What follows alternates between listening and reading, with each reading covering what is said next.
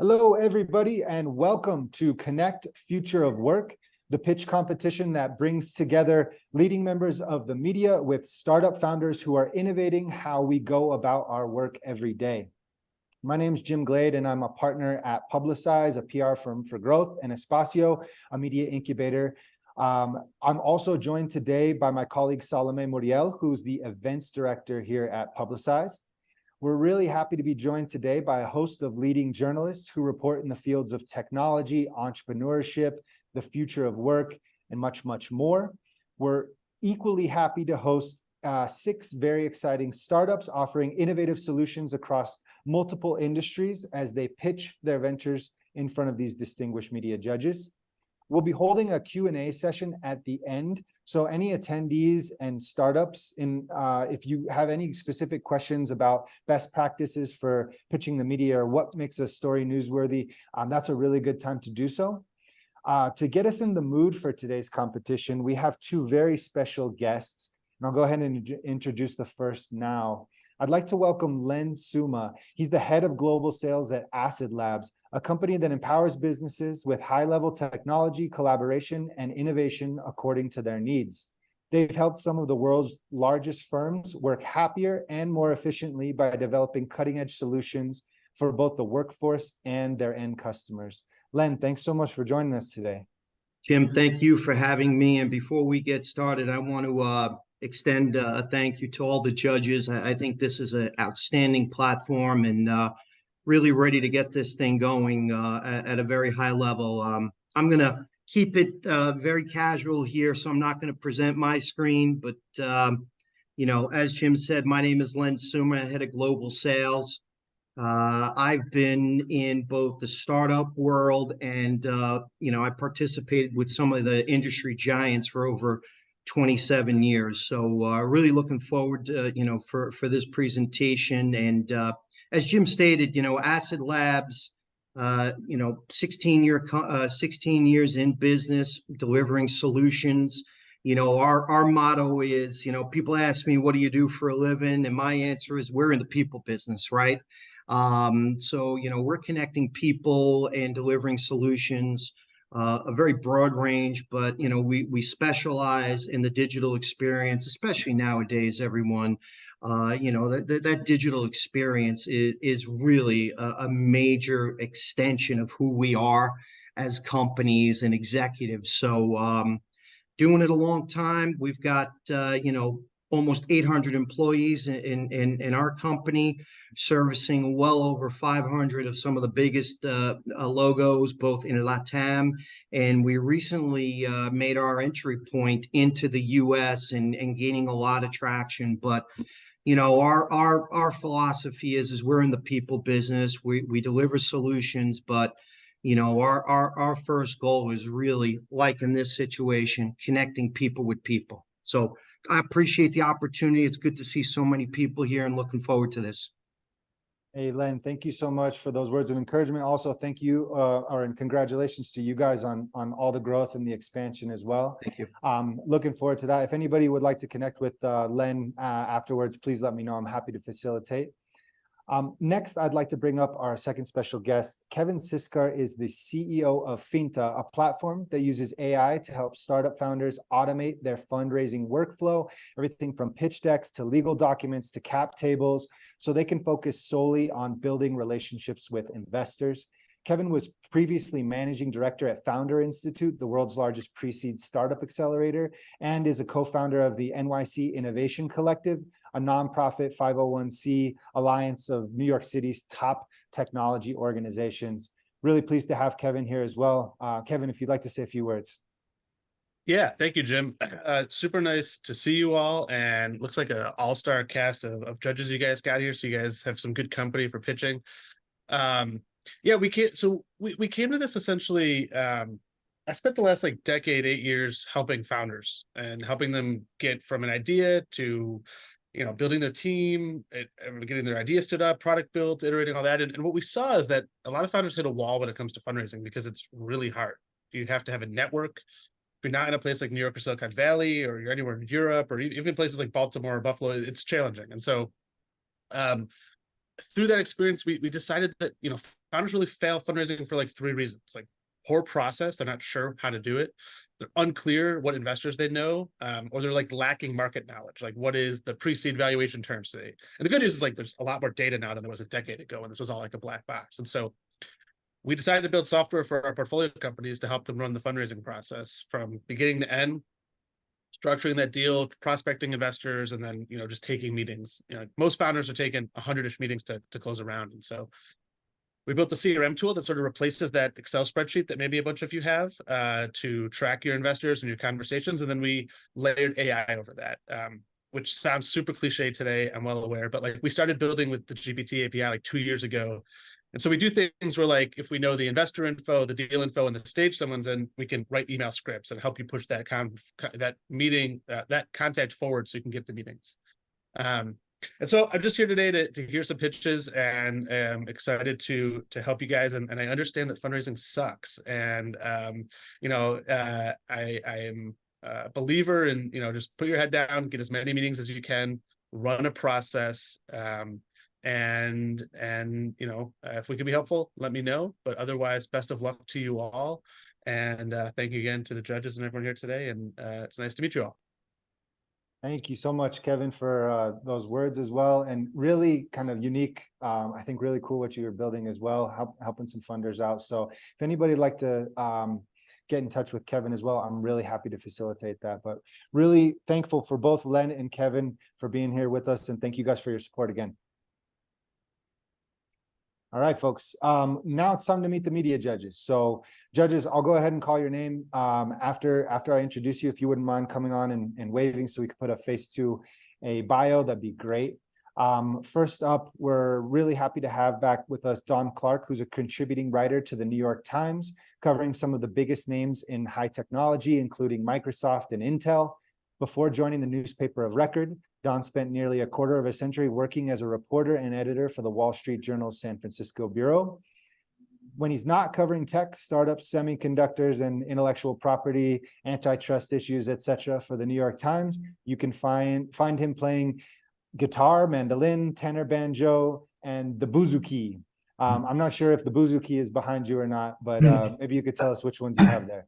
That's the bouzouki over. You can't see it in the screen here, but yes, it's a Greek instrument that Irish musicians started playing in the late '60s, and so it's kind of we play a lot of Irish music, so that goes in there. Awesome, Don. Thank you so much for being here. Hopefully, maybe the next time we could have you play a song, even to start us off too. That'd be cool. Thank you, Don. Startup song, that'll be great. Startup song. All right. Next up, we have Jared Lisden, who is a leading journalist who regularly contributes to the Globe and Mail and Fast Company, where he covers the future of work and talent as they intersect with technological innovation. Jared's work has also been featured in top publications such as Fortune Magazine, Politico, Rolling Stone, the New York Times, and many, many others. Jared's also a successful public speaker, and he's been invited to present at major conferences, including Collision and Web Summit, among many others. So Jared, again, thank you so much for being with us. Thanks for having me, Jim. It's always good to see you. Next up, we have Asher Umeri, who is an editor at HackerNoon, a rapidly growing US-based technology news platform that boasts over 4 million monthly readers. He helps edit many of the thousands of expert contributors to HackerNoon and has himself covered news stories on everything from crypto to AI to video games, you name it. Asher, really happy to have you with us, sir. Thank you for having me. I'm really excited to be here. It's our pleasure. Next up, we have Catalina Carvajal, who is a regular contributor to Entrepreneur Magazine en Español, the Spanish language version of one of the world's leading business media brands. She's also blogged about technology for Social Geek, as well as Pulso, Colombia's largest digital media outlet.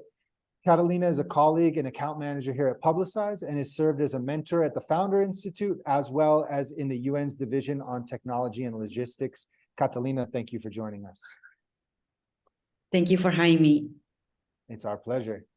And last but not least, we're happy to invite Miguel Alfonso, who regularly contributes stories about business and technology to Forbes Centro America, the Spanish language version of the popular business magazine.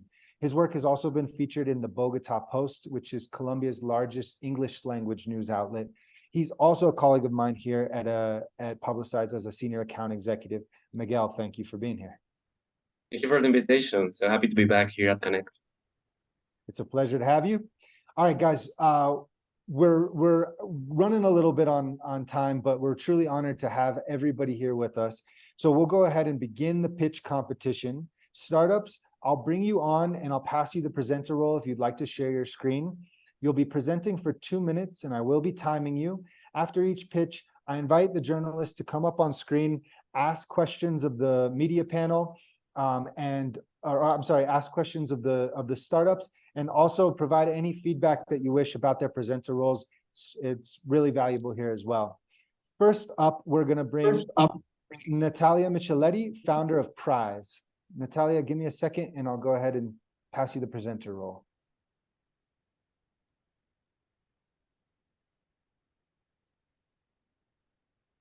All righty, Natalia, you should be able to share your screen now. Let me know. Yep, all good. Sharing now. Okay, cool. Just 1 sec, I'll make sure that we can see it and then I'll let you know, and whenever you're ready, you can begin. All right, we can see your screen, Natalia, so whenever you're ready. Thank you. Prize is the platform that increases the profits, productivity, retention, and employee happiness in companies with hourly workers. We work with brands like McDonald's, Amazon, Subway, Krispy Kreme, and more. And maybe you've heard of us. Prize is also the app that finally gets employees off of their cell phones at work. Oops, sorry, there we go. I know, it's kind of funny, but also kind of out of control. The problem is that cell phone use at work is one of the many things making hourly workers so unproductive, costing companies to lose millions of dollars every single day in time, money, and turnover. Cell phone use is the #1 cause for distractions at work, and 85% of all of these employees are always distracted and unhappy at work. And when employees are unhappy, they quit. And then that causes companies to lose about $1 trillion per year in turnover. But if these employees were to stay at work and be miserable and distracted, it's not much better, since companies pay out about $759 billion in unproductive employees every year. Now, these numbers are huge, but let me show you what that actually looks like in the real world. Before Prize, I owned restaurants with hundreds of hourly workers. So in the industry with the highest turnover rate and the lowest employee engagement levels, I had no good way to enhance the performance, retain employees, or just keep them happy and focused at work. That's why we created Prize. We built an app with one goal: get employees to work harder, smarter, and longer by putting down their cell phones and just focusing on work. Employees earn points for performance and focus, and then cash out points for free stuff. Companies are loving Prize because they increase sales by up to 10%, increase productivity by over 20%, and almost double employee retention. Employees love Prize because they get really cool free stuff like PlayStations, vacations, cash, and more. Prize is a B2B SaaS product, and we charge $10 per user per month, and we source and deliver all the rewards. Now we're building a full operating system for the future of work of the hourly workforce. We just launched with the largest McDonald's group in the world. We're in 6 industries and working on a deal with the DoD and more strategic partnerships. We give out free stuff so everyone loves us. Spread the Prize word wherever you can, follow us on socials, and maybe you'll get your first prize from Prize soon. Thanks. Natalia, fantastic presentation. Thank you. And really cool what you guys have built, and congratulations on all those big partnerships thus far. We'll go ahead and we'll open up for questions or any feedback from the media panel for Natalia. So if I don't mind jumping in here, so you have an app to keep them off their phones? It seems kind of a contradiction. Yes, we have a mobile app, and what we do is we're tracking the time that they spend in our app versus the time they spent in other places. We don't know where they go, but as long as they're in the Prize app at work during work hours, then they earn points, then they turn those points into free stuff. It's more of a positive twist, kind of giving them a little bit more power. So they're still going to be looking at their hand, but they'll be looking at their hand at Prize. So they open the Prize app and then lock their phone and then put it in their pocket and focus on work. Oh, okay. So if they lose Prize or anything, then the timer stops and they do not earn points for that time. And then it's, like I said, more of a positive psychology twist. And the app is like, come back to Prize, get your free stuff. Got it. Thank you. Thanks, Don. We'll go ahead with Miguel. Thank you, Jim. Hi, Natalia. Great app. I like the initiative. And I have a question here. Does it track like everything you do on your phone, or just like when you unlock, your phone? Because my question is around security. Like, how do you regulate that part, and how do you like enhance customer trust? Because it's basically tracking everything you do on your phone, right? Yeah, so we don't track anything that they do. The only thing that we do track is time spent inside of Prize or time spent out of Prize. And because their job description does not include using a cell phone, so think of like a Walmart employee or a McDonald's employee, right? They shouldn't be on their phones. Because their job description does not include phone use, any time spent outside of Prize is classified as unfocused time, right? Distracted time. Okay, so basically, when you begin your shift, you log in into Price, and you are supposed to log out until you finish your shift, right? Yep, exactly. Okay, great. Then Thank you. you earn points for that focus time, and then you also earn points for all the goals that you accomplished during your shift. Okay, thank you. Thanks. Catalina. What has been the feedback that you've received from employees at customers of yours? Yes, definitely. So I think it's important to note as well, the way that I talk to clients is different than the way we talk to our users, right? The employees. With clients, we're all about the data, the increase in revenue and retention. But with the employees, it's more like, hey, your boss loves you and they want to give you these free things. Because you're underpaid and underappreciated, Prize is here to fill that gap. So we really position ourselves as an employee-friendly brand. We have a lot of gamification. We have a lot of motivational messages within the app, leaderboards, confetti, all that great stuff. So we have 100% user adoption. Day one, everyone is choosing to sign up for the Prize platform in the new work that they're starting. And then after that, we keep over 90% monthly engagement in all of our accounts. So basically it gets better over time, right? Employees, maybe on the first week, they can win $5 Starbucks, but on the 7th, 8th month, they're winning PlayStations, hundreds of dollars. And that's when they really start to love Prize, and it just keeps getting better. Righty, thank you, Catalina, for a question. Real quickly, just Natalia, I'm trying to think of time clocks and all the cool ways to kind of game those. And has anybody figured out a way to kind of work around the Prize system that you've seen so far? So we don't have any cheaters yet. We had one person cheat, and the rest of their 30 employees called us, put in the support chat on the website, and they're like, oh, don't give her the TV. She's cheating, not fair. Take her points away. So they really self-police that. But we have a couple of different tech parameters in there as far as the geolocation, connecting to their actual schedule, and knowing that they can't work more than 18 hours, right? And that type of thing. Gotcha. Okay, that's hilarious. Thank you so much. I see Jared's hand up. Go ahead, sir. Well, you did actually answer one of my questions. So I was going to ask if it coordinates with the schedule to make sure that you're only tracking the hours that they're actually working. So that's the first one I was going to ask.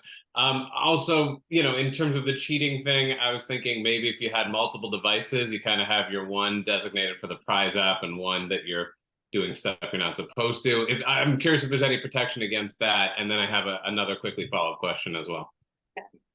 We actually learned that the hard way, right? People were bringing iPads and stashing them and things like that.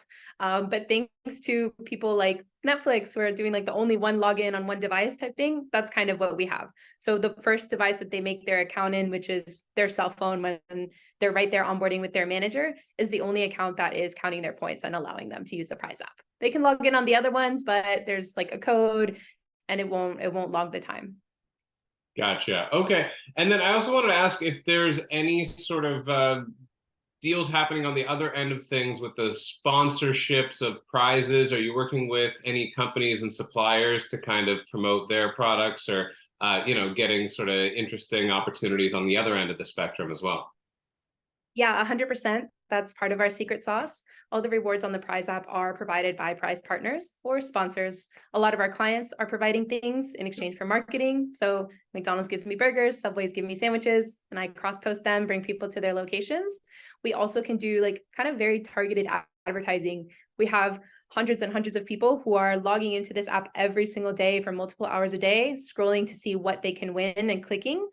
So we are getting people who match their interests, right? And we can really market to those people. Then if someone, for example, wins a PlayStation, they get the PlayStation, and then it says, here's your PlayStation from Prize, provided to you by Bauman Chevrolet, whatever, whoever sponsored it.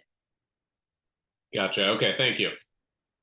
All right, Natalia, well, thanks so much for kicking us off. That was a great presentation to start us off, so really appreciate it. Thanks. Bye.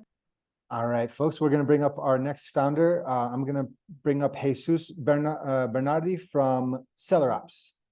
Jesus, give me a second and I'll let you share your screen. Sounds good. Thank you. All righty, you should be able to share your screen. Okay.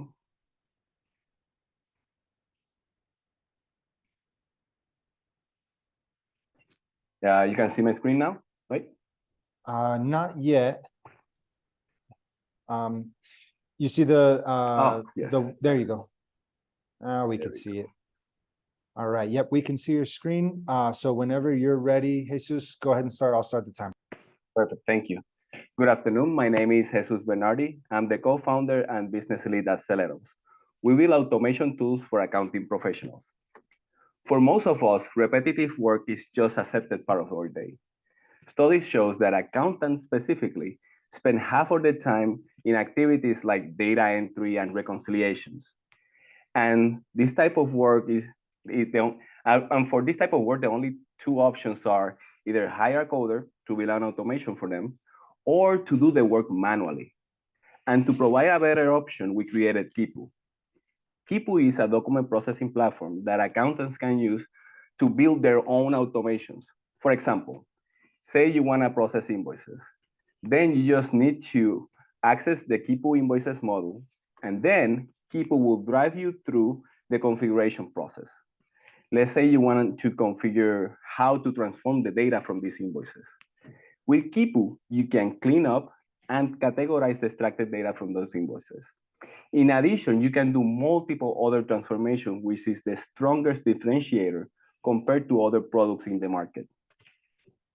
Once the automation is configured, you just need to hit play and watch Kipu to take your invoices from the email all the way to your ERP system or accounting software.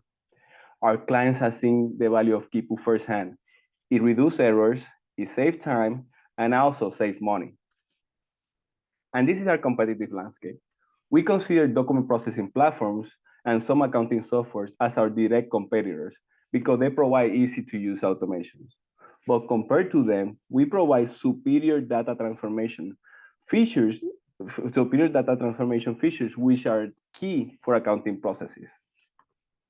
Our mission is to continue elevating the potential of accounting professionals by providing them the tools that they need in order to automate their own processes. Thank you.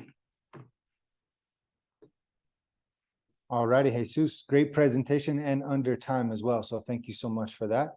I already see hands going up. So Asher, we'll start with you, sir. Hi, Jesus.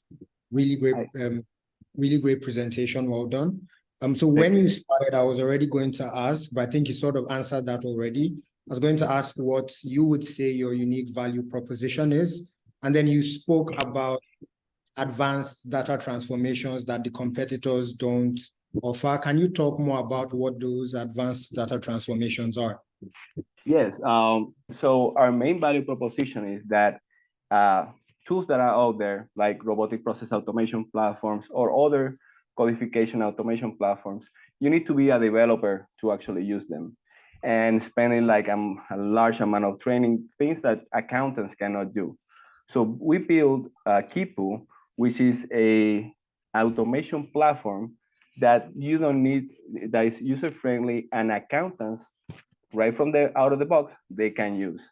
And to specify about the transformations, right now, some of our competitors, they say, as an example, they're extracting information from an invoice and they extract the information exactly how it is in the invoice. But sometimes our accountants, they say, I just want to like extract the last 4 digits of an invoice, or I want to extract some specific information from the invoice that might be just a section of the information that is there. So in order to do that, they had to do it manually and clean the information. Things that other platforms cannot do because other platforms just extract the whole invoice number or a date on a specific form. Also, they wanted to categorize specific invoices, such as they want to say, this invoice is for material, this invoice is for labor, this invoice is on a utility, in order to match their accounts. So other platforms, they cannot provide that type of categorization as we provided to them. Okay. Asher, any additional questions that you may have on That's that, or good. that's the question?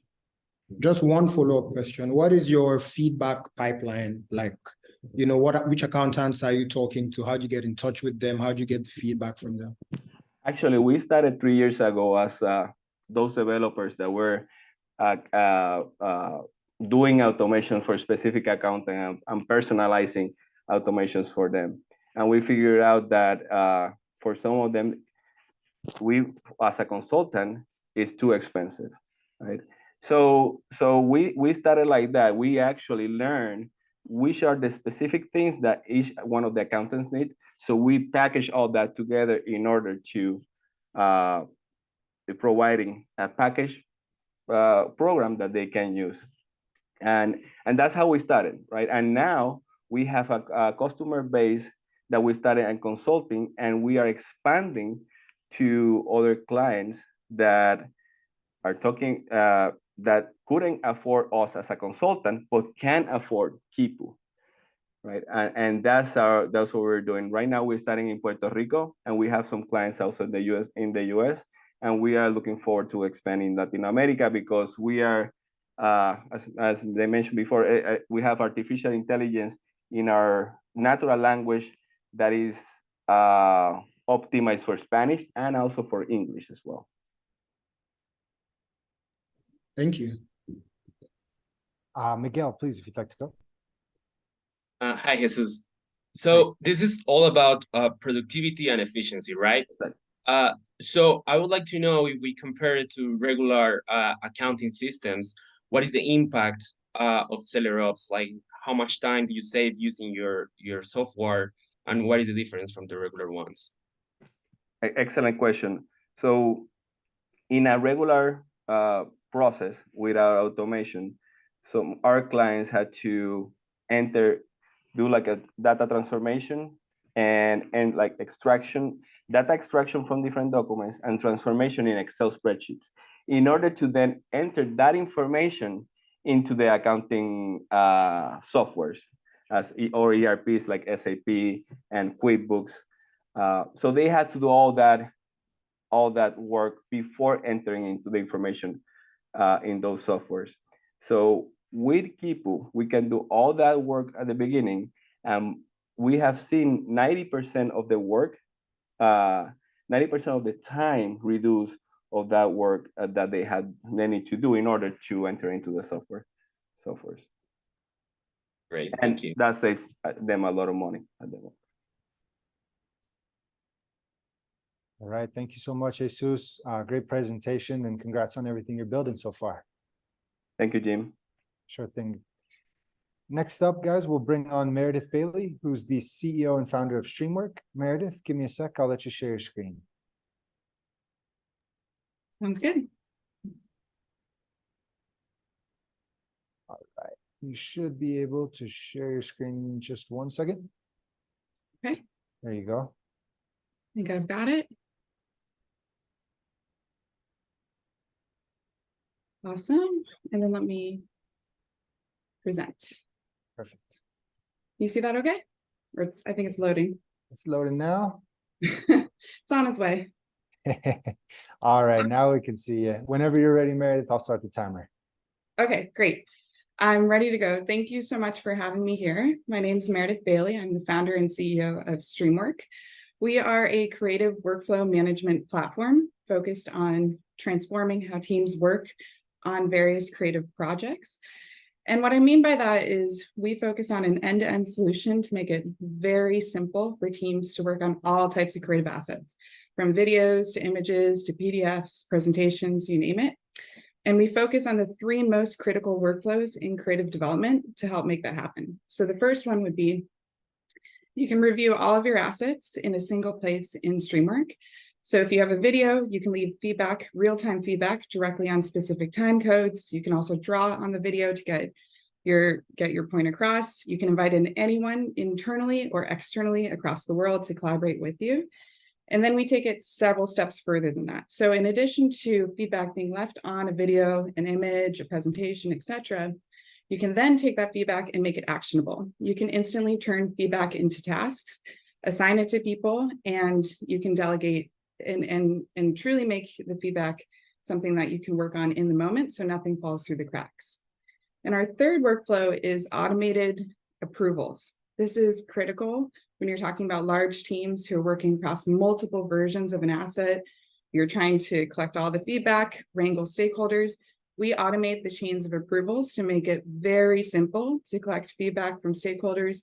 Again, no matter if they're in your company, if they're at an external agency, if they're a freelancer, we bring everyone together into a central creative hub where you can work together. So our goal is really to help teams save time and ship creative faster. And that's what we've been focused on. And we've been really excited about the feedback that we've been receiving from customers. In terms of why did we build Streamwork? It's very personal. I worked in marketing for almost 15 years at Apple, Google, YouTube, Warner Brothers, and our broader team also are a team of marketers, designers. We've all felt this pain point firsthand where we're trying to collect feedback across versions. You get the version to the final stakeholder. You're trying to wrangle stakeholders. This is largely a manual process today, so we wanted to automate it and make it very simple for teams so they can save time. And here's some just high-level kind of reviews that we're receiving from customers and from teams. We're still in the early stages, but we're focused on marketers and creative teams, creative agencies. And what's been exciting is as we've been rolling out the product, we've had more and more customers and verticals interested. So we have now branded merchandise teams that do logos on corporate gear. We have universities starting to adopt Streamwork for the classroom. So it's a really cool way to have everyone collaborate together on creative assets. So that's my presentation. Hey, Mary, no, thank you so much. And there's some really big names of folks you're working with too. So congratulations on all those early clients. We'll open up for Jared, who has a question. Go ahead, Jared. Yeah, Meredith, great presentation. I was expecting to hear a certain buzzword that I didn't, and was wondering if it is applicable, and that is asynchronous. That's a big thing in the world of future of work right now, asynchronous collaboration. It seemed like this would be a good platform for facilitating that on creative projects. Is that a focus, or is that not something that you're leaning into? Absolutely. So we allow for asynchronous collaboration. So no matter where you are in the world, you can collaborate together in real time. We're currently, as I mentioned, rolling this out to some universities, and it's especially helpful in classrooms where students are working together to peer review videos, for instance. And we have students that are across the world leaving feedback directly on videos, and then their peers are responding in real time. They can upload the next edit, version stock it, and keep collaborating together. So that's definitely a focus for us. I would recommend putting that front and center when you're I pitching. love that word, yes. Yeah, it's a big buzzword these days, for sure. Thank you, I'll incorporate that for sure. Thank you so much, Jared, for that. Any other questions for Meredith? Could I go? Two quick things. You touched on them both, but it was a little unclear to me as where you are in the rollout of this, and are those names like Google you flashed actual customers, or are this, you know, is that too early to say that? So we have officially publicly launched just recently, just this summer, so the past couple months. We've started rolling out, we've been in development for over 2 years in terms of building this platform, because it's a very robust workflow, creative workflow platform. In terms of Google and YouTube and Pinterest, those are our design partners. So they've been working with us to help build the platform, weigh in on features, and help us really refine what we're building. We are working to onboard teams at those companies as well. We do have live customers currently in the product, and our focus at this point is to scale and sell. Great. My second question is, there's a million formats and tools people are using in creative projects, like hundreds and hundreds of them, from Adobe this to whatever. How can you keep up with supporting all of those things? Because it seems like that's an infinite task. So we are kind of the connective tissue between the tools that people are using to develop creative. So your team might be using a Final Cut Pro, a Figma, a Premiere Pro, an Adobe InDesign, etc. The issue today is that creative teams are working in silos, working within those different products. There's nothing that is a connective tissue between it. And that was personally one of my biggest pain points working in marketing. I wasn't able to pull everything together, get stakeholder feedback in a single place, route through approval in a single place. And so we focus specifically on that to make it very simple to just bring those workflows together. But it seems like there's many products that get into this business and they have to make a connector like to each little thing like that. And that's kind of like an infinite task. So it seems to me like it'd be hard to start out of the gate and say you support everything in the world. So what we support is, so you're not creating creative inside of StreamWork, you're uploading it to. No, I understand that, but you still have to make uploading and commenting and, all annotating, you have to do some work to work with the Adobe product to get it visible into your thing, right? Yes, and so we are building integrations with a number of the core products that our customers use, and we're collecting tons of feedback in terms of which integrations to prioritize and build. But even as of right now, you can take huge Adobe InDesign files, you can upload them into StreamWork, you can share a unique link anywhere in the world. And even if the other team does not have Adobe InDesign, they can open it in StreamWork and collaborate in it. So it's something that's been really killer for teams that even if they don't have that sort of source software where the creative was developed, they can still collaborate on it. Yeah, understood. It just seems like, in the infinite kinds of integrations you could choose to do, where are you on that journey of getting all the ones you want to do? So we started building integrations. Our most requested one was Slack, and we've rolled that out. And that is an integration on the comm side. So it's basically teams that work in Slack want to know the moment somebody has left a comment on the latest presentation, they can open it, respond to it.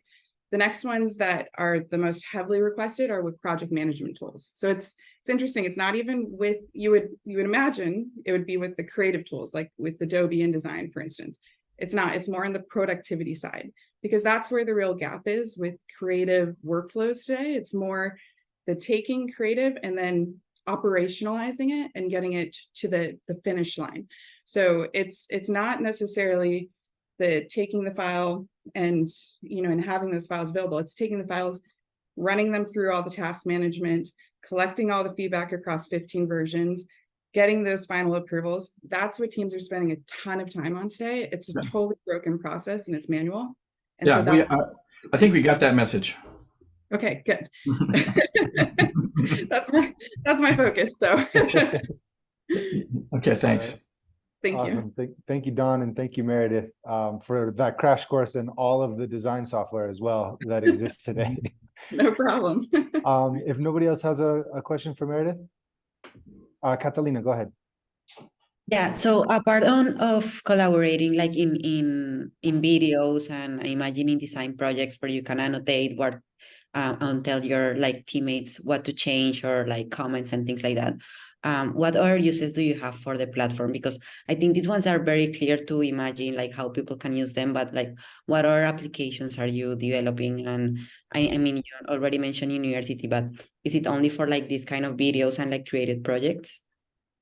So it's primarily for any visual asset, any creative asset that teams are working on. And what's been cool as we've been rolling this out is how we're seeing more and more different kind of verticals and use cases being adopted for the product. So we built the product for marketing teams and creative agencies to start. Since we started rolling out, we've had sales teams adopt this. When we have sales teams come to us who say they're literally pulling their hair out because they receive a PDF and they can't figure out a way to get 10 people to weigh in on a PDF, to annotate on it, and then collaborate, as in leave comments on it in real time. So they can use StreamWork within a couple seconds and everybody can start collaborating on it. So that's been a big use case. But even beyond that, the brand and merchandise companies, that's a big one that we never even imagined. They use Streamwork for product proofing. So it's a different use case in that they're working with end vendors who supply like sweatshirts, for instance, or t-shirts. And they're connecting the client, their internal art team, the sales team, and the end vendor all together through the platform. Education, I'll just provide that as an additional use case because that's very top of mind right now with our conversation with universities. The use case there is really to collaborate on any type of creative. So it could be one of the classes we're talking with is a horticulture class, and the students upload videos of different sort of horticulture botanicals that they're working on, different projects, and then they have peer reviews of the videos. And when they are ready to submit the product to the professor, they route it through approvals. So it's very extensible. There's a lot of different use cases for it, and we're actually learning those use cases as we continue to roll it out. Thank you.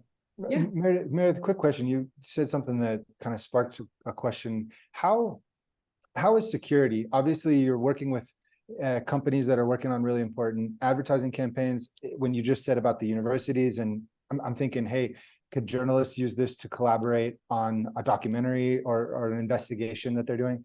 How, how is security built in to make sure that nothing kind of leaks out before it's ready? Definitely. So security is a top priority for us. We built the product to be enterprise first from the start, which is why we're able to roll out to such large organizations already. There's a lot of different organizational kind of setup within the product, roles and permissioning, where you can control who sees what across all of the various assets and campaigns. But in addition to that, we're working towards our SOC 2 Type 2, which is sort of the gold standard in cloud security.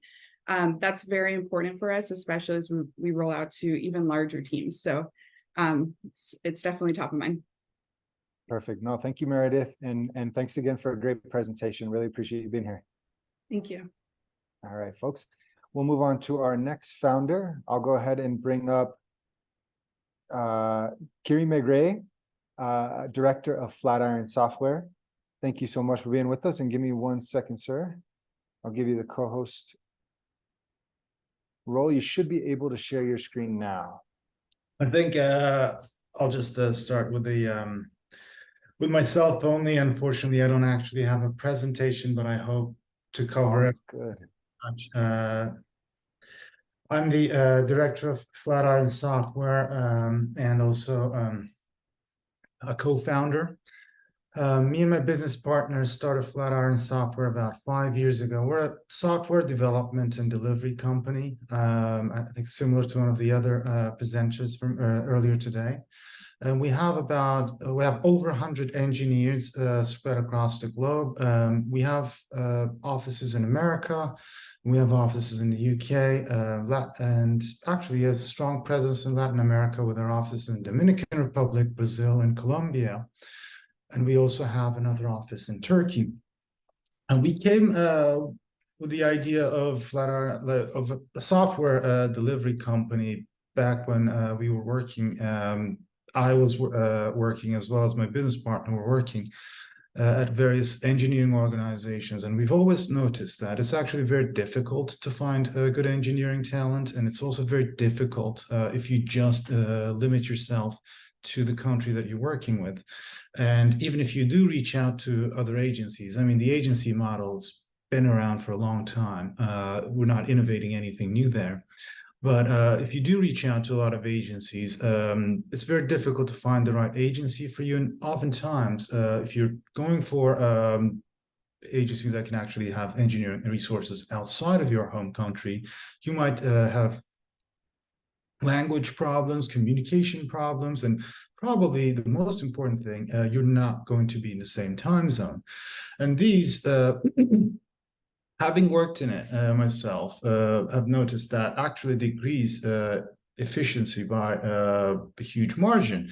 You'd have a problem with the software, with your Scrum team, or you need something from the team that you're working with, but then they're offline and they can only respond to you when they're online the next day, etc. Having seen that, we started our company about 5 years ago, and during COVID, we actually got a huge bump in our business, and we've noticed that basically, if everybody stopped going to the office, as you all know, and then it's very difficult to find software engineers, and it's very difficult to keep them happy. But if you can develop a software engineering team in the same time zone as North America, let's say, and in that case, the software engineering team is a hybrid team with engineers working from North America, oftentimes the lead engineer, and the rest of the engineers working from Latin America. When you have that model, you can actually be a lot more cost effective, still get to pay your engineer very good salaries locally, but at the same time, you can create a very efficient team. In terms of the communication, you have your tech lead, who's often a native or very comfortable with English, who can actually be your bridge between the client, the product managers, and the other stakeholders, while the rest of the team, it's obviously required that they are just as good with communication, but oftentimes can actually communicate between themselves as well as the client, and serve, create an experience where you can deliver more and spend less. 10 seconds. And based on that strategy, we've been working on various different clients. We worked with a lot of private equity firms, venture capital firms, as well as some of the biggest media firms, media corporations in North America. Fantastic. Kimigure, thank you so much. Great presentation. Thank you for sharing your story with us. We'll open it up for any questions from the media panel. If anybody wants to start, Asher, please. Hi. So first question I have is, how do you vet the software engineers that you have on your team? How do you know that they are in fact good software engineers? We have at this point, we actually have a fairly established process of vetting, and we even have an internal interview committee that goes through the engineering applicants. And once we vet them, the process actually isn't complete there. We oftentimes have a boot camp that goes to 2 to 3 weeks once an engineer is hired. But the very first thing that we look at is obviously the language. Often, like I personally myself don't necessarily speak every language that we have, every country that we have offices in. So proficiency in English is probably the very first thing that we're looking at. And then we have several technical tests, quite standard for most tech companies hiring. Now, on top of it, we also have a culture fit. I think the culture fit is probably one of the most important ones that we're looking at. We're looking for, and not, I've interviewed for a lot of companies as well, and oftentimes this is overlooked. But like in software engineering, like what I've seen is that a can-do attitude, and I know that sounds like a cliche, but any problem that we're solving is actually doable. And like an engineer who's not afraid of solving these problems is the main thing you can look for. Everything else, whether this the newest JavaScript framework or whatever, the Python AI package, all of these things they can learn. And that's what we look at in our interview process as well. Then, once the interview process is completed, we actually go ahead and take these new team members into a boot camp. We ensure that they're comfortable with various Scrum methodologies, that they're comfortable with giving updates and what a stand-up update means. What does it mean to actually be in a sprint retro? What it means to actually groom a ticket. And once we have those, they can actually become perfect members of a Scrum team that can fit in, that can work in any development ecosystem. That sounds really good. One more question that I had was that you had, while you were giving your presentation, you identified that this isn't necessarily a novel idea. It's something a couple of different companies already have in place. So what sets you aside or makes you the go-to company for this kind of service? I think there are two main things that I feel like we're setting aside. So a lot of companies are either onshore companies or offshore companies. Very rare that you see a hybrid company where like when you get a team, you can have your lead onshore while the rest of the team, not necessarily offshore in our case is not necessarily the right word, but with the rest of your team, not necessarily in the same country. And this actually helps with the cost, while at the same time, in terms of the deliverable, in terms of the experience, rather than having like 5 FTEs living in New York or San Francisco, you can get roughly the same experience and the same efficiency while having a fraction of that cost. And on top of it, we also have been developing internal software. I mean, this is also going to sound cliche, but ChatGPT based code reviewing and code analysis software, as well as various integrations into Jira, Trello, GitHub, and Bitbucket to actually keep track of all of our engineers and keep track of the performance and the deliverables that we have, that we've committed to. Sounds good. That's it from me. Thank you. Thanks, Ashil, for that. Any other questions for Kiran Gray? All righty. Well, thank you so much for a great presentation and congrats on all the expansion that you're doing as well, Kiran Gray. Thank you. All right. We'll bring up our next founder, Justin Liu, founder of Truckpedia. Justin, give me a second, sir, and I'll let you share your screen. All right. All righty, cool. You should be able to share now. Perfect. Let me click on this. Share screen. All right. Can you guys see my screen here? Yes, sir. It's loading right now. Now we can see it. So whenever you're ready, I'll start the timer. Alrighty. I'm a second generation trucker. Growing up, I never knew what I wanted to do, but I knew it was not trucking because my dad was never home. Always had a ton of pen, paper, spreadsheets. And fast forward, I graduated from college, joined Amazon, and I realized that working in a warehouse, launched 2 warehouses for them. That's when I realized that my assumption about my dad was completely wrong. He wasn't the only one being old school. Everybody's a dinosaur in this industry. When technology took off, trucking got left behind. So I left Amazon, joined my dad.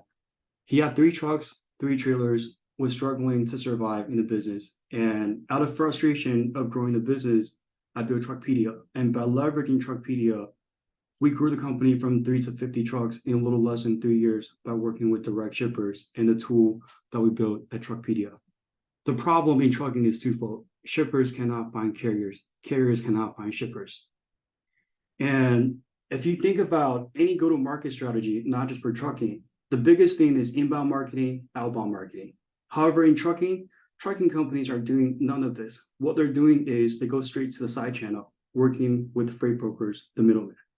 The middlemen, they're not evil. They're great, right? But you cannot rely 100% of your business on those companies to survive.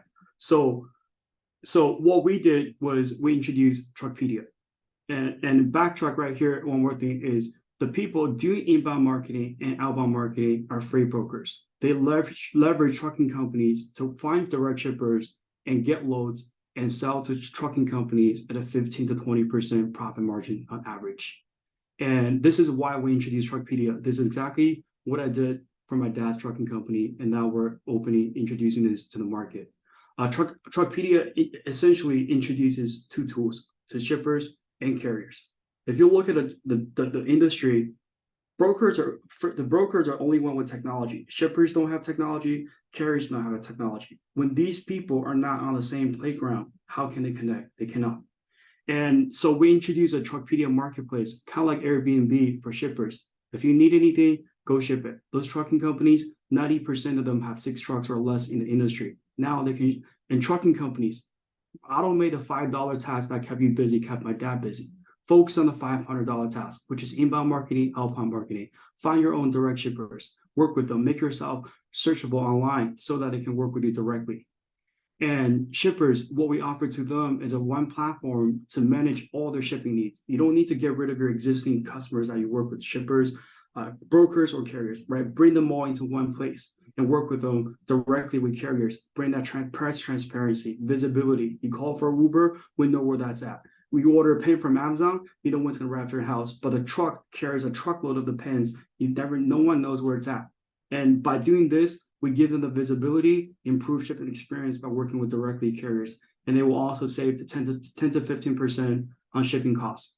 Carriers, the old way of trucking is dead. Stop doing those pen, paper, manual work and relying 100% on brokers. Share your capacity with the world. Let people see it. Airline industry, hotel industry, everybody posts their asset. We just book it. But when it comes to trucking, it was flipped, right? Now it's a time to share your capacity. Let people see it. Build a CRM. Keep them, right? And so thank you, and that's what we build at Truckpedia.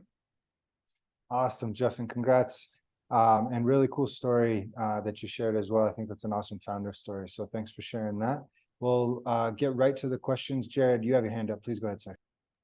Yeah, great presentation. You made the challenge and the solution very clear. The only thing that I was a little confused about was, it did sound like a lot of this was intended to circumvent the broker network, which I understand adds a lot of additional costs and, provides value that can be automated. And I get that. But when you said that you're bringing the brokers onto the platform and making them part of this process, I'm curious how you're able to include this middleman layer while still offering the savings that you're providing by not working with them. Something about that just didn't square. So if you could explain that, I'd appreciate it. Great question. Brokers have the same problem that shippers have. Nobody can see the visibility from trucking companies or carriers, right? Brokers, a lot of time, they would go to shippers. I got 100,000 preferred carriers, but they only work with them once and never work with them again because they cannot see the visibility and what lanes they have. By Truckpedia giving the TMS, a trucking company, allowing their poster capacity, we push that to brokers as well. Our goal is not to eliminate the middlemen. They're very important in this industry, and there's no way to eliminate them. Might as well bring them to this, be a part of it, make their life easier as well. So the gains that you're able to offer, it's really from sort of productivity gains, and rather than cutting out the middleman, you're cutting out wasteful processes. 100%. Alrighty, thank you, Jared. We'll go with Miguel and then Don. Hey, Justin, great presentation. I think everything is very clear. My question is around your expansion plans. Right now, where are your current markets? Because, for example, in Latin America, I think it would be really useful. And I also think that you have the app can be used in English, Spanish, and even Chinese. So that's amazing. But do you have any expansion plans in Latin America at the moment? We do. We actually had quite a few from both shippers and carriers from Latin America reaching out to us. Hey, we need your product. We need your tool. Can you come here yet? Our driver app has a Spanish version, but our main one doesn't yet. We have customers in the U.S. when have shipping needs from Guadalajara, moving to California. So we are facilitating getting quotes for them as well. In terms of expansion, we have one customer in Canada. Most of our customers, we have about 50 customers total. A lot of them are in the U.S., but we do have plans to go into not just Latin American countries, but worldwide. Any country that has a need, because trucking essentially everywhere is behind. So we do have a plan going to Latin America, Asia, Europe, Australia, Africa. Great, thank you. Thanks, Miguel. Don, please go ahead, sir. First quick question. I think you mentioned in passing tracking the trucks. Did I get that right? Yes. That sounds like a hardware assist question. You gotta, how do you find where the truck is? So by law, regulation wise, there are two ways to do this. First one is by law, every truck has an ELD installed, electronic logging devices in the truck. It already has a tracking device in there. It just, the industry is so behind, all the tools are so behind, there's no way to integrate that to give you the real-time visibility. So by using our TMS, this is exactly the reason why we focus on giving the tool to the trucking companies so that they can bring their all tool in one, make that life easy for shippers and brokers. Right now, what the industry will rely on is called something trucker tool macro point tracking, P44.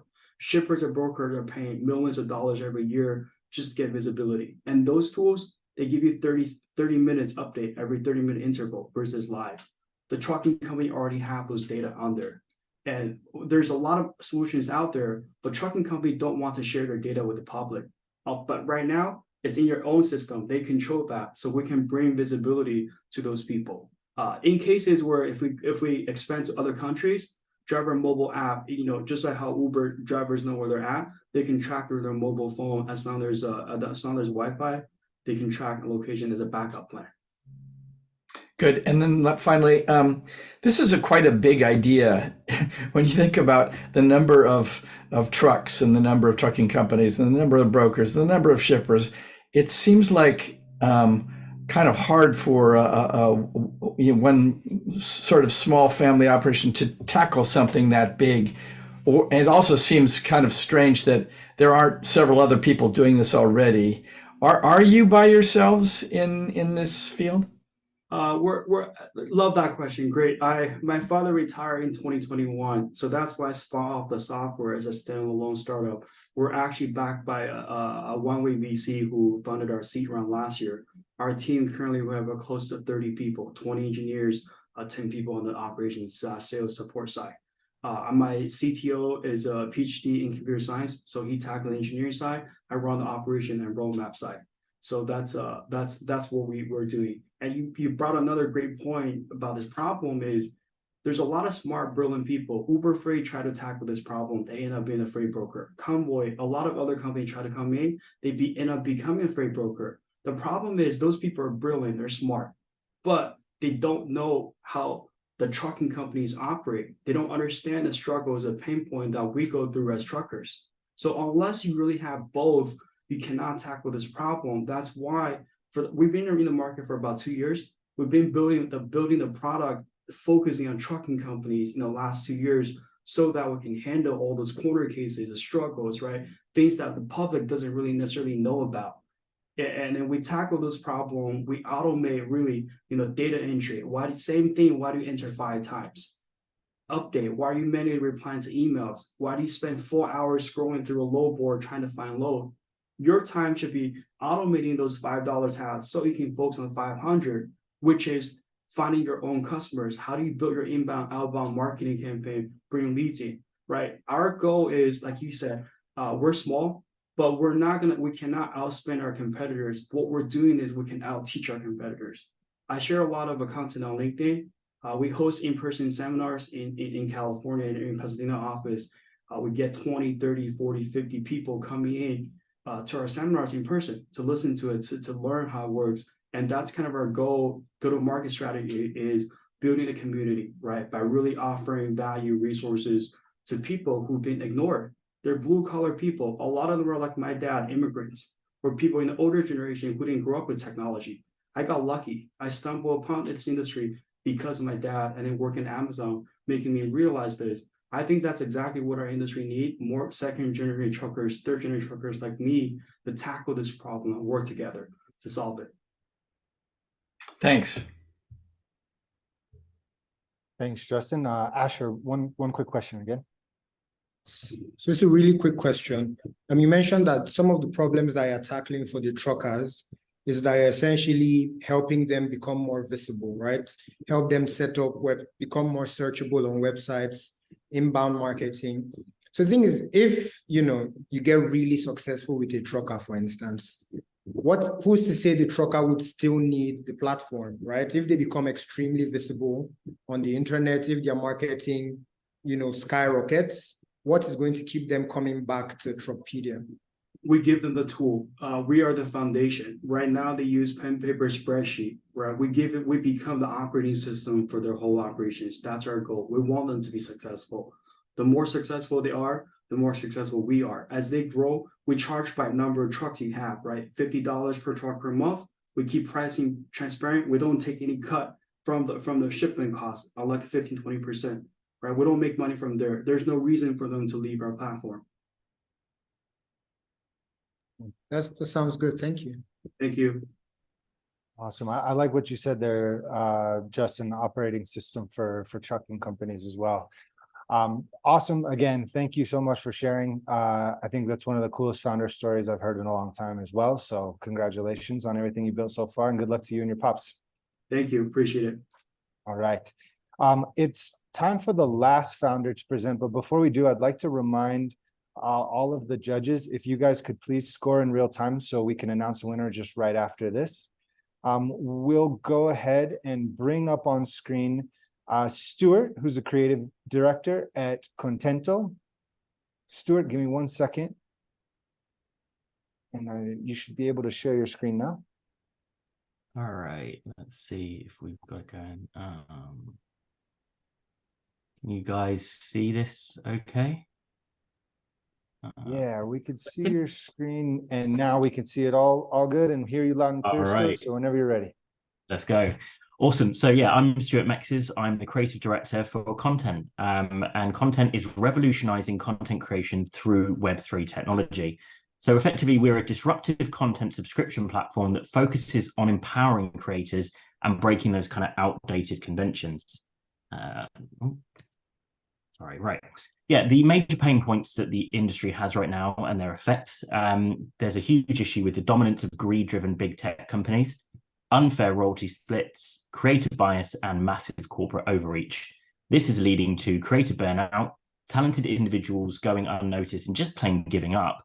Over half of all content creators right now earning less than the minimum wage, under $10,000, and unexpected warnings and sudden deplatforming, which we're seeing in growing masses right now. And that's the platform, little preview there. But Content's cutting edge platform is designed to empower creators. First of all, we have the highest revenue split in the industry, which is 87% to 13% to the creator. Creators can also provide free content as well as subscription systems and pay to view. We also have a revolutionary one-button NFT minting option, which will allow creators to earn perpetual resale earnings on their content. We also have a major thing here, which is a fair spotlighting algorithm system. The idea is that it promotes all hardworking creators on the platform, not just focusing on the popular ones. We also have educational workshops and guides that are designed to support and empower creators to succeed. And there will be no deplatforming unless there is provable unlawful content or a conviction of a crime. And the model and scale. So there, first of all, there's a seamless link between tech. On the front end, it very much looks like a Web2 website. No one will know any different on the platform, but it's powered by Web3 on the back end there. The earnings we make will be via the royalty split, advertising, partnerships, and of course, NFT resales as well. We have international and national marketing rollout plans prepared with many creators ready to join already. Also a token system available for DeFi investors should they choose to invest on that side. And this is obviously internationally scalable and easy to bring in new creators due to far more favorable conditions and obviously the issues that people are having right now on your mainstream average platform. So to kind of wrap up really, Content Revolution is empowering content creators worldwide, redefining a tired and outdated system, building the future of content creation and harnessing Web3 tech to ensure that we are always ahead of the curve. Thank you for your time. Thank you, Stuart. Great presentation. Really appreciate it. We'll go ahead and open up for questions from Don. Please go ahead. Yes, that was amazingly pithy. I appreciate that. So essentially, are you competing with TikTok, YouTube, giants like that? So we don't really want to compare ourselves. I know obviously inevitably that's going to happen. If we had to compare right now, we say our closest competitor is something like Patreon because of the tiered system that you can have and effectively the paywall. But we genuinely mean it when we are actually trying to create something new, because we feel that the old systems and the ones that currently exist are very tired and very, very lean towards kind of a corporate greed system, which we're trying to move away from. So we do genuinely like to say that we are bringing something new to the table. But yeah, if we had to compare it, it's going to be Patreon. But of course, we are going to get inevitable comparisons to websites like YouTube and TikTok as well. So I understand the advantages you propose from the standpoint of the content creator.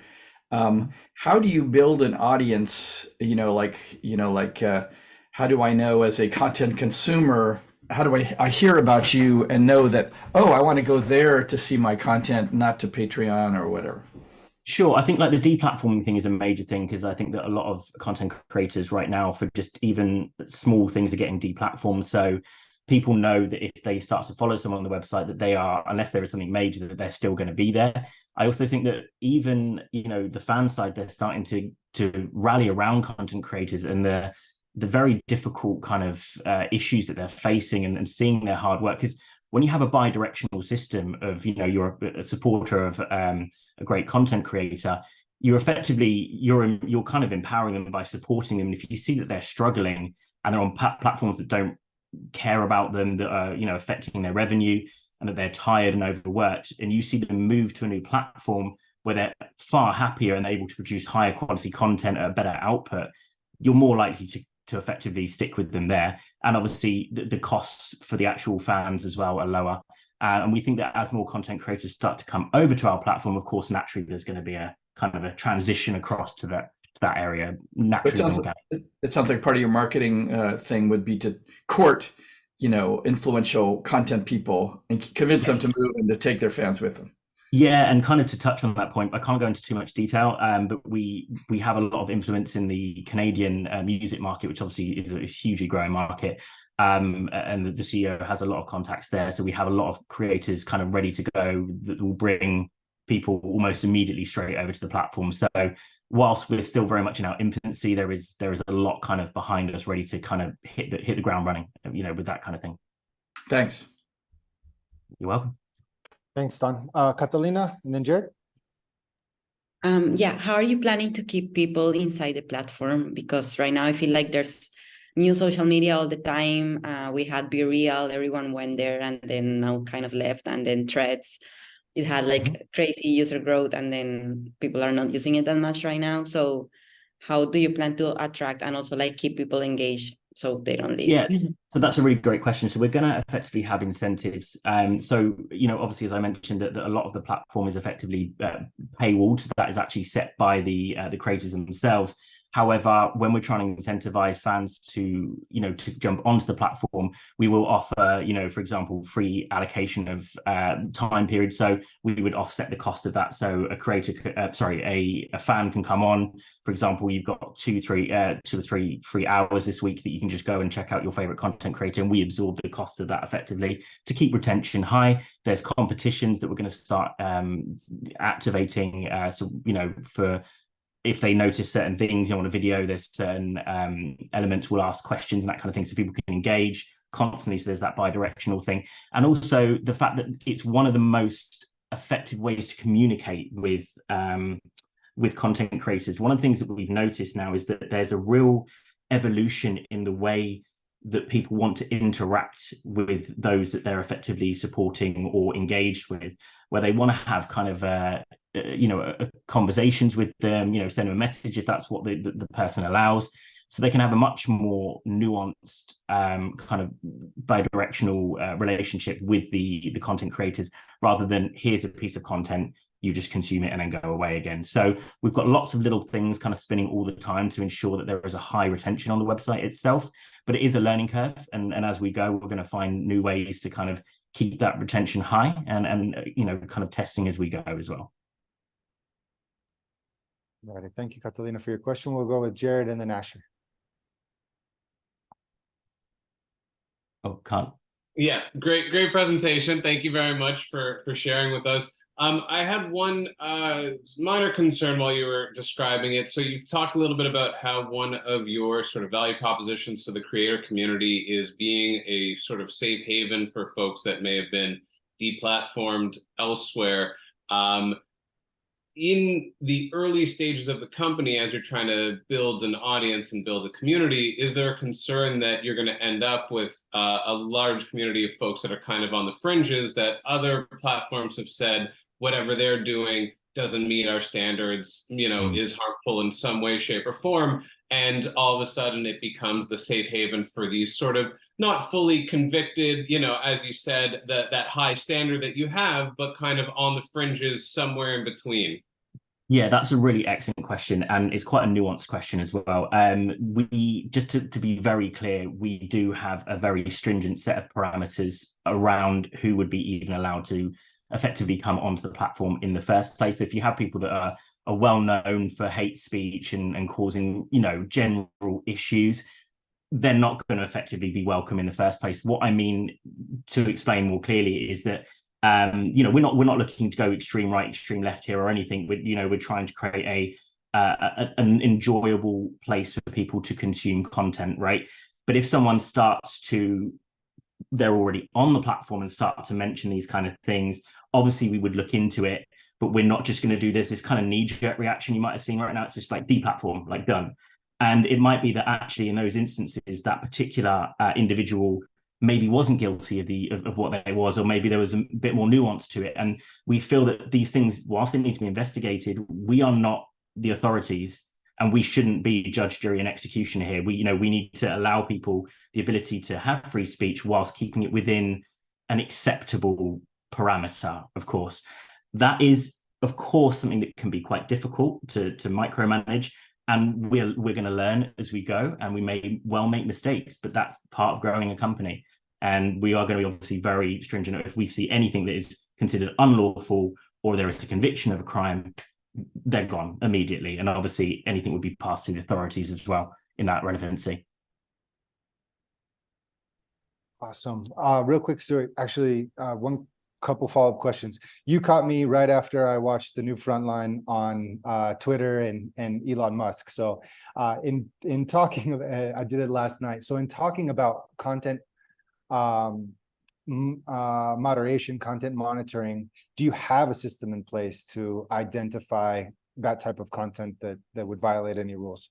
Absolutely. So we're actually training our own unique AI system at the moment that is going to be designed specifically to detect any form of content that may kind of violate any of those parameters. It's growing, it's learning right now, and we are in the private beta testing stage right now. Obviously, that's incorporated into it. There's several AI systems working in conjunction with each other.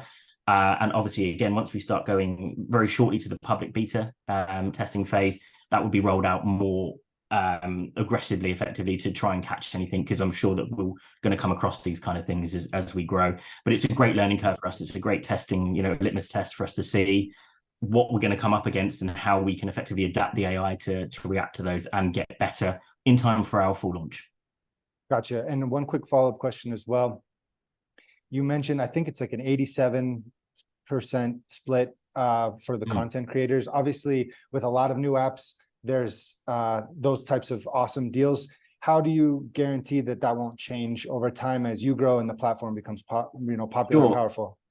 We're actually planning to bring it down, believe it or not. So when people stay with us over a certain amount of time, it will come down to 10%, because what you need to understand is that we have multiple streams of revenue, which Web 2-based systems don't have. For example, the thing I touched on very briefly, but the NFT minting is going to be a huge part of our revenue system. So what it does for creators is allow them to have full, true ownership over their content, which is, we can all agree, is a pretty major issue right now, with content theft and so forth, where they click a button, it turns into an NFT. And I know that people roll their eyes at NFT, but the true quality of an NFT and the true power of it is in the information that's held behind it. And how it's immutable and it shows true ownership. So when someone creates an NFT and then sells that on the marketplace, we would take a percentage of that. But we also, like the creator, earn royalties in perpetuity for the life of the NFT. So let's say I bought it, you created something there, Jim, and I bought it from you. We as content would make a percentage of that, as with the person who sold it, and then it was sold on again, we would make another percentage on the sale there, as with the creator, again and again and again for the life of the NFT, which effectively is an infinite amount of time. So there's also partnerships, obviously, as well. And I don't want to go too much into it, but there is the DeFi aspect as well for people that want to invest in that side of things. We're not really kind of merging the two there, but there's another revenue stream there. So the idea is to have multiple revenue streams, so we're able to offset that cost via the creators, to allow them to have that kind of excellent experience of a low cost and high earning and a lot more autonomy than they would do on these traditional platforms. Gotcha. All right, Stuart. Well, thank you so much. Thanks for wrapping us up too. Really interesting what you're building. Thanks. Appreciate it. All right, guys. Well, I think we've touched on everything from trucking to accounting to content creators and how we're adapting how these people work. So thank you so much to all the founders who presented today. It's not easy to do, but you guys did a great job.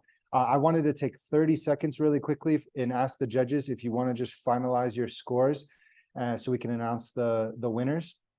Also, while the judges are doing that, I'd like to invite any of the panelists, if you guys have any questions specifically about media best practices or when's a good time to start pitching the media about your startup, or what are the benefits that could be there. We're really happy to have any of the media panelists as well kind of answer that. If anybody wants to start off, I'm not sure, Justin or Kimberly Gray, anybody? Stuart, go ahead, sir. Yeah, quite literally. That's an exact question that myself and my CEO have been chatting about quite extensively in terms of, when is the right time to speak to the media, to get kind of organic coverage, because we want to hit it at the right time. Like, we want to get people to know about the platform and what we're building, but we don't want to kind of, fire off too early effectively and then have that kind of lull where it's like, okay, well, now they're waiting for the actual official launch. And then it's kind of gone a bit quiet, and we also don't want to wait too long. So it's that when's the right time to start approaching and to start build, because it's got to be a bit of a super colossus, right? It's got to build on top of it itself. You can't just be like, do one thing and then leave it at that. It's got to, once you start, you kind of can't stop. So yeah, I'm just curious about that. All right, perfect. Great question. Jared, go ahead and start us off. Yeah, I mean, my perspective on that is same starting point that a piece of advice I always give, which is depends on what you want to accomplish and what kind of audience you're trying to reach.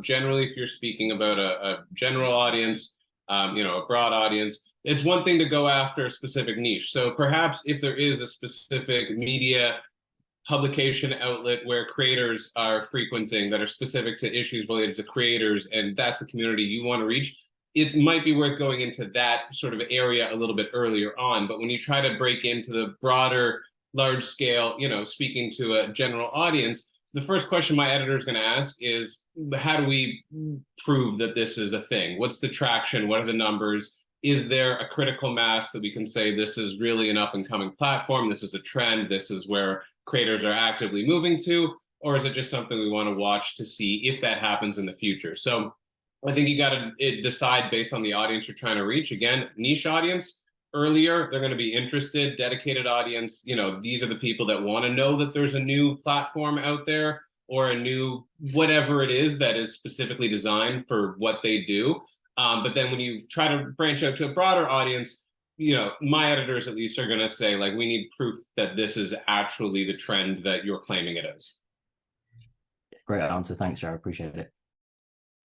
And I imagine also, Don, please go ahead. Jared said exactly, put it exactly right. But sometimes I say every startup tells you they're going to change the world. For the major publications, you have to have evidence that the world has changed. We're not reporting the aspiration. We're reporting the fact that this is a thing. And so, in the early stages, there is also just a startup audience, your TechCrunch, places like that. They care about funding. They list every new business idea you can imagine. You probably do want to be in there, but, for trying to, get the major publications, you want evidence of success, not just you have a cool idea. Yeah, I was actually just saying to my CEO the other day, I'm so sick of companies using the word revolutionize. Like, actually only use it if you're going to revolutionize something, right? As I said, so I want to make sure we are making the changes we say we're going to do, and see that's what we're doing. But yeah, that's great. Thank you. All right. Anybody else have a question? Meredith, please. Yeah, I this might be sort of a broad question, but I'm just wondering, when you're covering startups, what are some of the kind of ingredients that make for a compelling story? What do you look for? What are some themes that really stand out, that type of thing? For Asher or Jared, anybody want to cover this one? Asher, go ahead.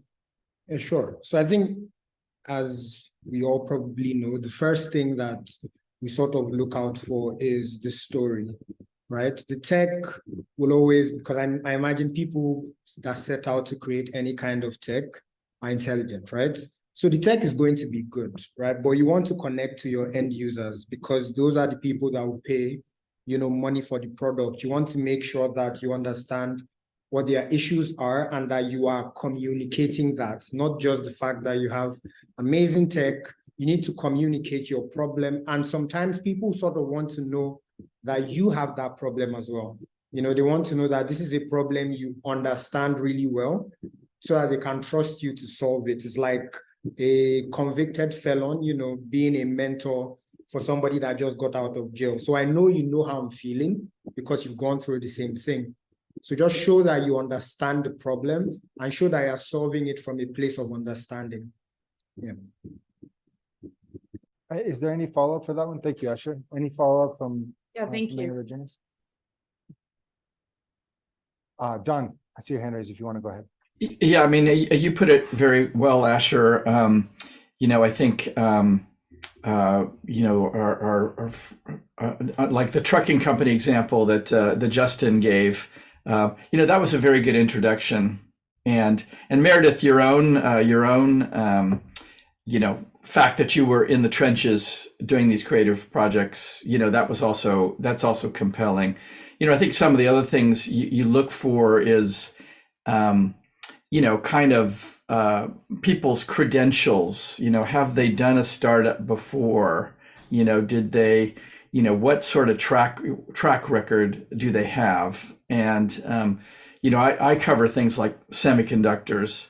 So, I mean, it's not something you start in your garage, after 2 years in the business world. I mean, it's like serious, maybe $500 million to get to a product, like really big, budget things. So in that kind of a context, you really look for a lot of, heavy hitter backgrounds, the names of the venture capitalists, who are backing you, So anyway, so I just add, in addition to what Asher said about the story, sometimes you have to really look at, credentials pretty seriously. Thank you. That's helpful. Thanks, Don. No, and you just to be clear, for startups that might not have, a ton of backstory as well. Don, you did mention a couple, and I just want to highlight them. One would be potential venture funding backing. Another would be any kind of prior work experience. You mentioned Meredith's, for example, at marketing with Google and YouTube, etc. Are there any other data points, maybe number of users or current customers, anything else that can give you as journalists a little bit more confidence or trust that, hey, this is actually a thing, they have something off the ground? Yeah, as when we were talking with Stewart's, it depends when at what stage you're trying to pitch this, but if you're trying to show that, prove that you're a trend, that you're an up and comer, then you got to have data about users and names of customers and stuff like that. Having referenceable customers who will talk to the reporter and say, yes, this thing changed my life. It's great. That can really help. Fantastic. Anybody else have a question before we move on to announcing the winners? Justin, please go ahead, sir. One question is, I have zero knowledge when it comes to media. So sometimes I get approached by magazines where media say, hey, would you like to be featured in this? Oh, you get excited, all that stuff. They go, oh, by the way, there's this, I want to charge $2,000 to be featured in this. When it comes to the bigger magazine to be covered, is that normally, is there a cost to be covered, or is there something? That is not the norm in responsible journalism. I'm sure it exists, but I've fortunately never run into it. If they're charging you, run. No, for sure. Agreed, Justin. But a really important question, because honestly, we work with a lot of startups and that comes across our desk all the time. Hey guys, somebody contacted me in this email, take one look at it, and you're like, well, I've never heard of the 100 Top CEO magazine ever. So this probably is fake. So yeah, be careful with that. And Justin, thanks for bringing that up. Thank you. All right, guys. Well, I want to be really conscious of everybody's time. So we're going to announce the winners right now. But before we do, I'd like to invite all the panelists to unmute. And we'll give a quick round of applause. And also when I call out the names of the third, second, and first place winners, if you guys want to come up and say anything as well. Again, everybody did a great job. So thank you for being with us. The first person I will announce and our third place winner is Meredith from Streamwork. Meredith, congratulations. Thank you. You did a fantastic presentation, Meredith. So thanks again and really fun having you. Hopefully we can have you back as well. Thank you. I really appreciate it. And thank you for everyone's time today. This was fun to be part of. Awesome. We had fun too. Our second place, I thought she had a really great presentation and she kicked us off well, is Natalia with Prize. Natalia, thank you so much. Thank you for the feedback and questions. It's super cool what you're building. And, you know, I'll be looking around at the next time I visit a Wendy's or a McDonald's. And I know if I see somebody on the phone, I think of that. Started to see it everywhere. For sure. All right. And in first place, and not least of saying, this was his first time ever presenting. So a really great job to Justin from Truckpedia. Justin, congratulations. Thank you. Thank you. Appreciate it. You did fantastic, Justin. I think you're a natural at pitching, man. So keep doing it. Thank you. And yeah, best of luck. Again, I want to thank everybody that took time out of their day today, all the people that joined us, also all of the founders. Thank you guys. A big special thanks to Len and Kevin again for starting us off at the beginning. If anybody wants to connect, by the way, with anybody today, we're really happy to facilitate that.